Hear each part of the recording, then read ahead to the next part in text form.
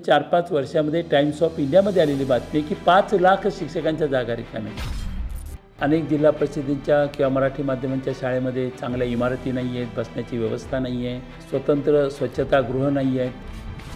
पण आपण 2.5% खर्च करत असताना इंग्लंड 4.1% इतका खर्च शिक्षणावर करतो। 70 ते 80% मुलं हे मराठी माध्यमाच्या शाळेतून शिकतात कारण त्यांची अफोर्डेबिलिटी नाही। महासत्ता बनायचं असेल तर मला असं वाटतं की ज्ञानावर आधारित शिक्षण व्यवस्था इकॉनॉमी तयार करणं, सुदृढ समाज व्यवस्थेसाठी किंवा एका चांगल्या समाजासाठी उत्तम दर्जाचं शिक्षण मोफत हे सर्वांना त्या ठिकाणी उपलब्ध होणं ही अत्यंत महत्त्वाची अट आहे। भारतामध्ये आज आपण बघतोय की शिक्षणाकडे विशेषतः मराठी माध्यमाचं जे शिक्षण आहे किंवा सर्व रिजनल भाषेतलं जे शिक्षण असेल, सरकारी शाळांमधलं जे शिक्षण असेल, अनुदानित शाळांमधलं जे शिक्षण असेल, त्याच्याकडे खूप दुर्लक्ष शासनाचं होत आहे। राज्यकर्त्यांना याबाबत खरं म्हणजे खूप गंभीर व्हायला पाहिजे। आज अनेक जिल्हा परिषदेच्या किंवा मराठी माध्यमांच्या शाळेमध्ये चांगल्या इमारती नाही आहेत, बसण्याची व्यवस्था नाही आहे, पिण्याच्या पाण्याची व्यवस्था नाही आहे, स्वतंत्र स्वच्छतागृह नाही आहेत। त्याचप्रमाणे दर्जेदार शिक्षणाची चर्चा करत असताना तिथे संगणक नाही आहेत, पुरेसे प्रयोगशाळा नाही आहेत, वाचनालय नाही आहेत, क्रीडा किंवा खेळण्याच्या सुविधा नाही आहेत आणि त्यामुळे सुमार शिक्षण देणं म्हणजे आपली जबाबदारी संपते असं दुर्दैवाने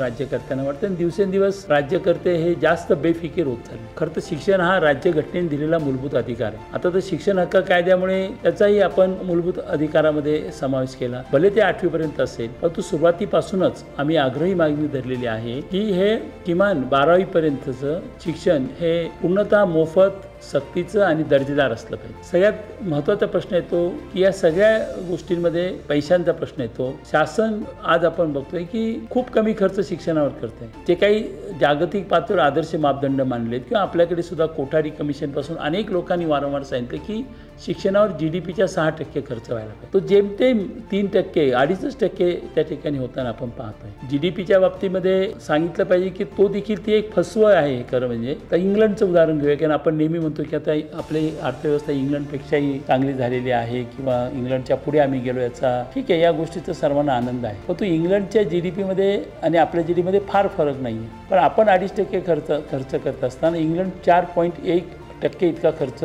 शिक्षणावर करतो आणि इंग्लंडची लोकसंख्या किती आहे? इंग्लंडची लोकसंख्या आहे 7 कोटी, त्याहूनही कमी आहे पण 7 कोटी आणि भारताची लोकसंख्या 140 कोटी, म्हणजे 20 पट जास्त आहे। म्हणजे 140 कोटी लोकांवर आम्ही इंग्लंडपेक्षाही कमी खर्च करतो किंवा इंग्लंड इतकाच खर्च करतो आणि आम्ही स्वप्न मात्र महासत्तेचं बघतो। हा मोठा विरोधाभास आहे। तेव्हा एक तर शासनाने मोठ्या प्रमाणात खर्च केला पाहिजे। तो खर्च म्हणजे पहिलं तर शिक्षक आज भारतामध्ये ही साधारणपणे 4-5 वर्षामध्ये टाइम्स ऑफ इंडियामध्ये आलेली बातमी की 5 लाख शिक्षकांच्या जागा रिकाम्या आहेत। आज तर त्याचं प्रमाण खूप अधिक आहे। अनेक लोक सांगतात की त्या 10 लाख जागा कमी आहेत। तर कारण महाराष्ट्रामध्ये जर पाहिलं तर महाराष्ट्रामध्ये 80,000 जागा साधारणपणे त्या ठिकाणी रिकाम्या आहेत किंवा कमी शिक्षक आहेत। तर पुरेसे शिक्षक नसतील तर शाळा चालवायच्या कसा? आता तर शासन भन्नाट कल्पना आणतं की रिटायर्ड शिक्षक भरूया, कॉन्ट्रॅक्ट बेसवर भरूया। मला असं वाटतं की शिक्षणाची एवढी जी प्रचंड हेळसांड चालू आहे ते अत्यंत दुर्दैवी गोष्ट आहे। मला या निमित्ताने एवढंच सांगायचं की हा जनतेचा मूलभूत अधिकार आहे आणि जनतेने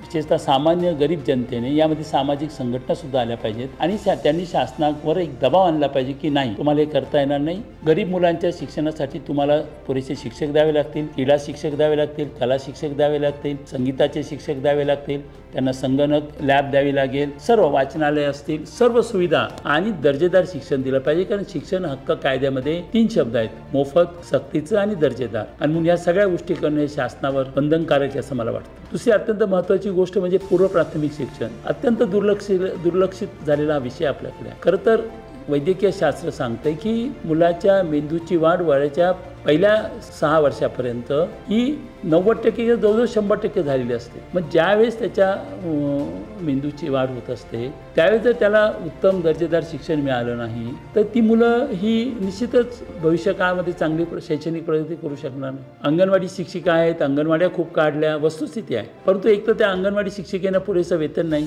दुसरी गोष्ट म्हणजे त्यांच्याकडे अन्य शिक्षणाशिवाय अन्य कामं इतकी दिली जातात आणि शिक्षकांकडे सुद्धा इतकी अशैक्षणिक कामं दिली जातात की प्रशासनाला असं वाटतं किंवा शासनाला असं वाटतं की शिक्षणावर होणारा खर्च हा अनाठायी आहे आणि मग या शिक्षकांना ती भरून काढण्यासाठी कदाचित आपण त्यांच्याकडे इतरही कामं करून घ्यावी, हे खरोखर दूरदृष्टीचा अभाव असल्याचं लक्षण आहे. आणि म्हणून शिक्षण क्षेत्राकडे अत्यंत गंभीरपणे पाहण्याची गरज आहे. नवीन राष्ट्रीय शैक्षणिक धोरण आलेलं आहे, त्याचं आपण स्वागत करूया, कारण शेवटी शिक्षणामध्ये नवीन नवीन बदल घडले पाहिजे. जागतिक पातळीवर शिक्षणाचे जे काही इव्होल्युशन ऑफ एज्युकेशन म्हणतो ते अत्यंत वेगाने चालू आहे.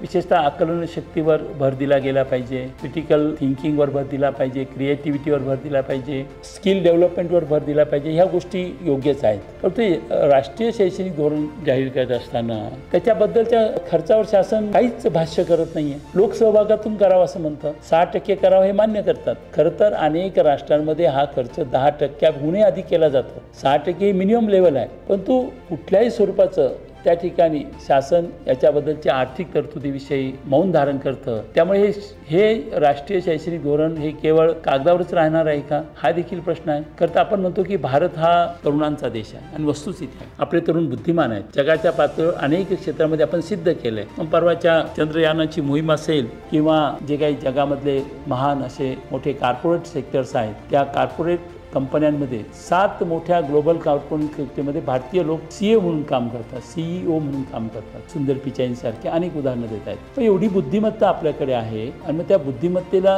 अनुसरून आपण जर या ठिकाणी या शैक्षणिक दर्जाकडे दुर्लक्ष केलं तर मला असं वाटतं की ते योग्य ठरणार नाही. उच्च शिक्षणाविषयी सुद्धा हीच बाब आहे. मोठ्या प्रमाणात प्राध्यापकांच्या जागा रिकाम्या आहेत, कुठल्याही सुविधा त्या ठिकाणी नाही आहेत. अनेक विद्यापीठांमध्ये 40 ते 60% जागा रिक्त आहेत. म्हणजे यामध्ये जो काही एक शासनाची अनास्था याबाबत दिसते ही अत्यंत काळजीची आहे. त्याचबरोबर आता शिक्षणामध्ये 2 वर्ग झालेले आहेत.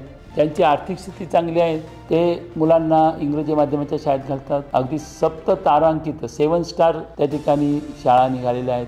तिथे एअर कंडिशन स्कूल्स आहेत, सर्व सुविधा आहेत. सर्व मुलांच्या साठी वेगवेगळे जे काही इंटरनॅशनल बोर्ड आहे, ICSE असेल, CBSE असेल किंवा केम्ब्रिज असेल, असे शिक्षण एज्युकेशनल बोर्ड्स आहेत. आणि दुसरीकडे मात्र मी म्हटलं की मराठी माध्यमांच्या शाळांकडे मात्र या कुठल्याच सुविधा त्या मुलांना मिळत नाही आहेत. आणि त्यामुळे जी बहुतांशी मुलं म्हणजे देशातील जवळजवळ आजही माझ्या माहितीने 70 ते 80% मुलं हे मराठी माध्यमाच्या शाळेतून शिकतात, कारण त्यांची अफोर्डेबिलिटी नाही, ते जाऊ शकत नाही आहे इंग्रजी माध्यमाच्या किंवा अशा खूप आधुनिक अशा शाळांमध्ये. आणि म्हणून त्यांच्याकडे दुर्लक्ष झालं तर जे या देशातल्या समाज व्यवस्थेमध्ये घडलेलं आहे की आपण या मुलांकडे सातत्याने म्हणजे समाजाचे काही ठराविकच लोक शिकत होते आणि त्यामुळे बहुतांशी लोक त्या ठिकाणी न शिकल्यामुळे अनेक टॅलेंट म्हणून आपण वाया घालवलेलं आहे आणि तेच टॅलेंट आपण भविष्यकाळातही करणार आहोत का. आणि म्हणून आपल्याला जर खरोखर एक चांगलं राष्ट्र महासत्ता बनायचं असेल तर मला असं वाटतं की ज्ञानावर आधारित शिक्षण व्यवस्था इकॉनॉमी तयार करणं, काहीचा अर्थशास्त्राशी संबंध आहे ना.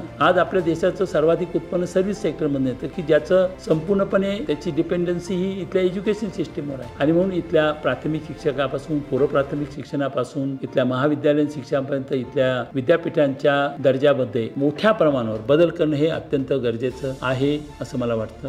जेव्हा आपण सांगितलं की शिक्षणावरचा खर्च कमी होतो तसा संशोधनावरही काहीच खर्च होत नाही, रिसर्चवर खूप कमी खर्च होत आहे. जागतिक असा मापदंड आहे की जी राष्ट्र ही शिक्षणावर कमीत कमी 6% खर्च करतायत आणि संशोधनावर 3% खर्च करतायत तीच राष्ट्र प्रगत होण्याच्या साठी पात्र आहे. आज आमचा संशोधनावरचा खर्च 1% देखील नाही. मी अनेक महाविद्यालयांमध्ये जातो, तिथे गेली 6-7 वर्षापासून रिसर्चवर 1 पैसाही शासनाकडून मदत केली जात नाही. तेव्हा मला असं वाटतं या सगळ्या गोष्टी निश्चितपणाने अत्यंत गंभीर आहे आणि सामाजिक दृष्ट्या सुद्धा सामाजिक समतेच्या तत्वाच्या विरुद्ध आहेत. कारण या देशातल्या गरिबांना तुम्ही जर दुय्यम दर्जाचं शिक्षण देणार असाल तर जे काही आपल्या लोकशाहीचं समता जे काही मूळ तत्वज्ञान आहे त्याच्यावर देखील आपण दुर्लक्ष करतो असं स्पष्ट होईल.